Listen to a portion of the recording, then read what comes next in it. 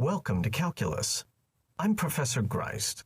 We're about to begin Lecture 45 on sequences. We now begin the last chapter of our course, where we build a discrete calculus, reinventing everything that we've done so far for functions with a digital input.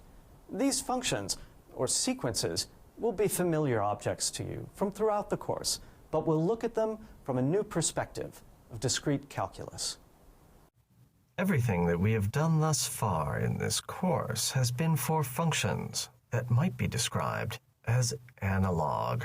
They are functions whose inputs and outputs, with few exceptions, vary continuously, if not smoothly.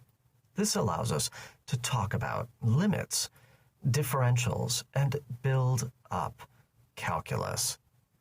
In contrast, so much of what we see and build is digital and not analog, built of discrete or quantized bits, whether it's music, imagery, or information.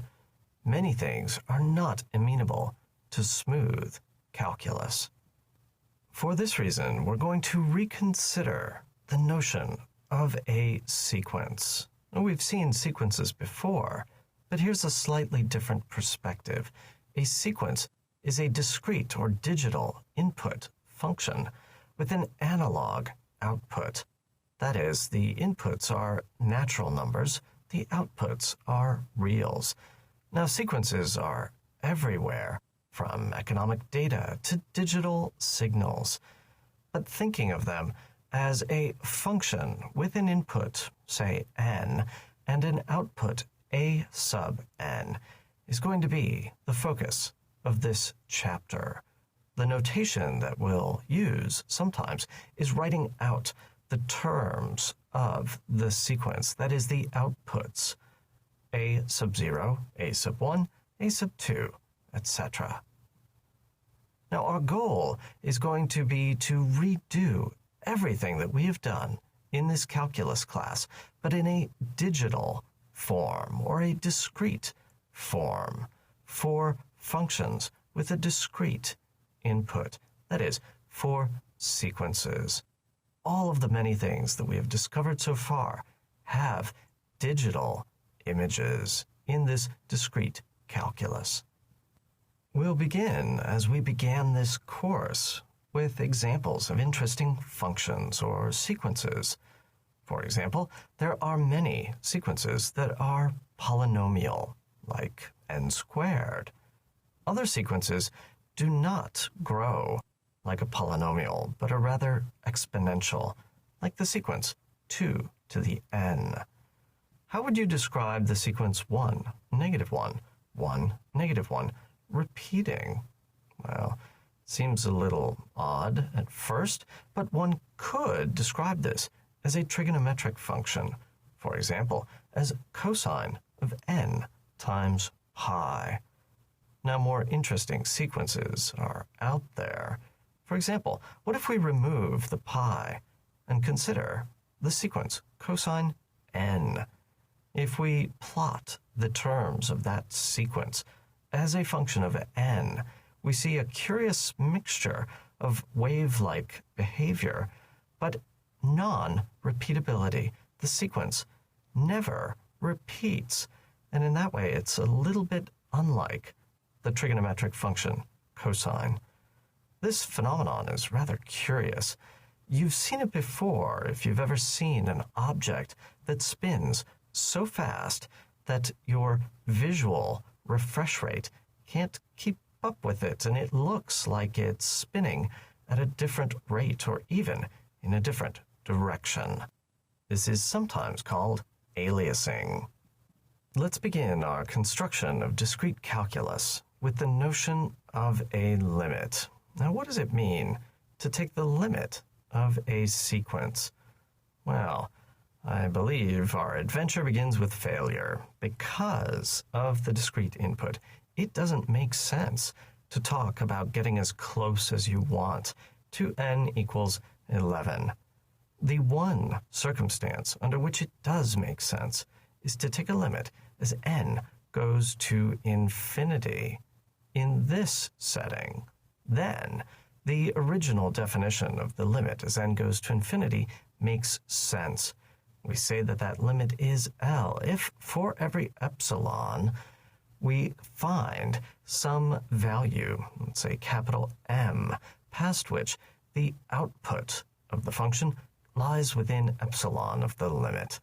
This has to continue for any value of epsilon that is desired. As we change the tolerance on the output, we can find a new tolerance on the input in order to satisfy the condition. So with that in mind, why would we bother taking limits of sequences? Well, you've done so already in the context of Taylor series and approximation. We began this very course with the discussion of what E was in terms of the limit of a sequence. E is 1 plus 1 plus 1/2 plus 1/6, and each of these finite sums can be thought of as a term in a sequence whose limit is E. At other times in this course, we've implicitly assumed that we can take a limit of a sequence. We did so in Newton's method, where we glibly stated that we hope the limit of this sequence of points converges to the root that we were looking for. Now, all of this is good motivation, but how does one compute limits? The principle that we'll see over and over again is that one can use continuous methods to solve discrete problems. Let's see a simple example. Consider the sequence a sub n equals 1 plus alpha over n to the nth power. You've seen this before in the context where n is x, a continuous variable. Solving for the limit as n goes to infinity follows the exact same method. We take the log of both sides, pull that log inside the limit, and use it to remove the exponent n out in front.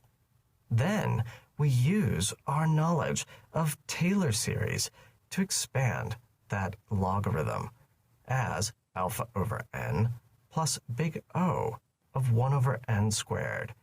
And this is the key point, that our use of Taylor series and big O works just as well in the discrete setting as in the continuous.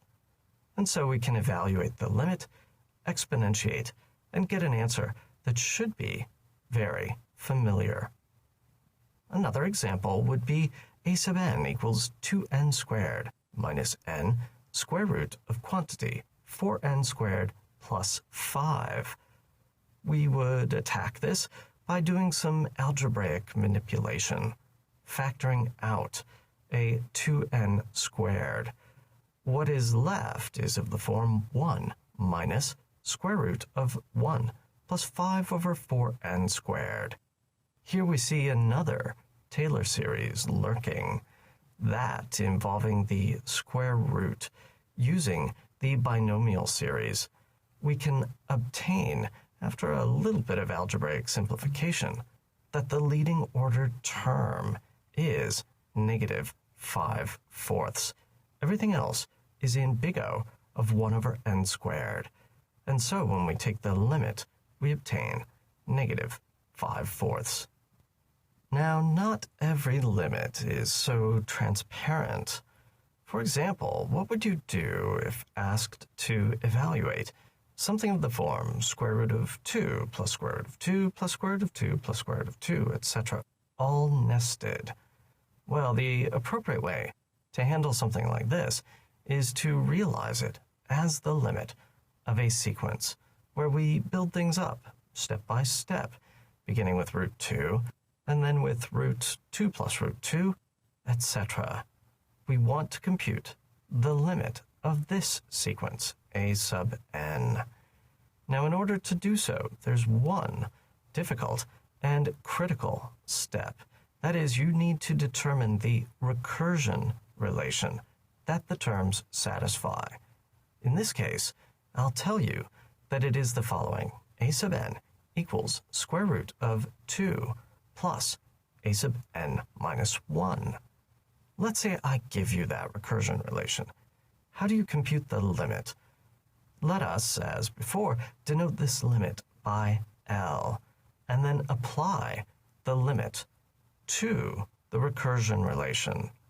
On the left, we have the limit as n goes to infinity of a sub n. That's L. On the right, we have an a sub n minus 1 term. What's the limit of that as n goes to infinity? Well, of course, it too must be L. Now we're assuming that we can slip that limit in under the square root. Let's forget about whether that's legal or not and see what happens when we try to simplify this algebraically. Squaring both sides, we obtain L squared equals 2 plus L. With a little bit of rearrangement, we get a polynomial that easily factors into L minus 2 and L plus 1. Now this polynomial has two solutions, namely -1 and +2. We know that the limit of this sequence is not a negative number, and therefore, if the limit exists, it must be equal to 2. Indeed, the limit does exist and is 2. Let's look at another limit of this form. In this case, 1 plus 1 over 1 plus 1 over 1 plus 1, etc., all nested together.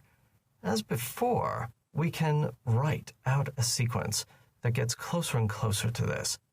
A naught is 1, a 1 is 1 over 1 plus 1, a 2 is 1 over 1 plus 1 over 1 over 1, or something like that. I don't know. It keeps going. The tricky part in this case is to find the recurrence relation that these terms satisfy. Once again, I'm going to tell you what it is. It is that a sub n equals 1 plus 1 over a sub n minus 1. This instruction tells you how to build the next term. In order to compute the limit of the a sub n's, we follow the same procedure as before, taking the limit of the recursion relation, substituting in L for a sub n and a sub n minus 1.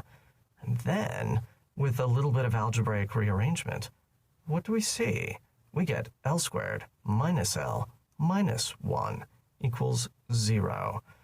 This has roots 1 plus or minus square root of 5 over 2. One of these is negative, the other positive. We'll take that positive square root, and that is our limit. This particular value is of some independent interest. It is sometimes called the golden ratio, and given the symbol phi, it equals 1 plus root 5 over 2. Now, perhaps you've seen the golden ratio before in the context of some other sequences. Perhaps you've seen the Fibonacci sequence that begins with 0, 1, 1, 2, 3, 5, 8, 13, 21, 34, 55, 89, etc. There's a lot of interesting mathematics hiding behind here. If you'd like, you might want to take a look at the bonus material for a hint at what calculus will be able to tell us about the Fibonacci sequence. We began this course in calculus with the discussion of functions and a contemplation of the exponential function. In the same manner, we've begun our construction of the discrete calculus by considering functions or sequences. In our next lesson, we'll look at the discrete analog of the exponential function and see how it relates to derivatives.